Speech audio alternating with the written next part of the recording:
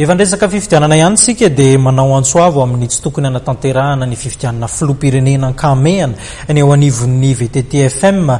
Maro mantso izy ireo ny fepetra mbola tsy tomomba nafahana Madagasikara miroso ao anatin'izany fifidianana izany. Raha niona tamin'ny mpanao gazety izy ireo tamin'ity andro androany ity. Manao antsoavo ny amin'ny tsy tokony anatanterahana amin'ny fifidianana ao anatin'ny ankameana nivondrony ity tanindrazana ho fanarenana ny Madagasikara nandritra ny fihaonan'izy ireo tamin'ny mpanao gazety androany. Tsy tokony hisy ny fifidianana satria mbola tsy mazavatra amin'izao ny lalàna ifampifehezana raha ny fanambarana izy ireo hatrany. Nanamafy ihany koa i Arlette Ramarson androany fa tsy impartial ny structure eto anivon'ny firenena.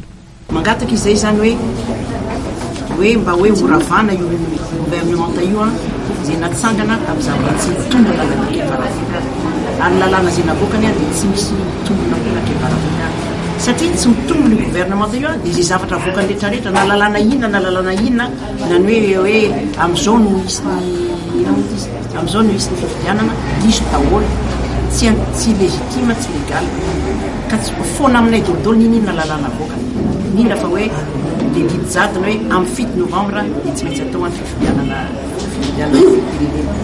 tsy akenay kosa miantso ny vondrona iraisam-pirenena ny VTT-FM mba hieritreritra tsara manoloana ny fanatanterahana ny fifidianana ny faha-7 volana novambra ho avy izao. Nanambara izy ireo fa hiteraka korontana eto anivon'ny firenena ny fanatanterahana ny fifidianana ao anatin'ny ankameana.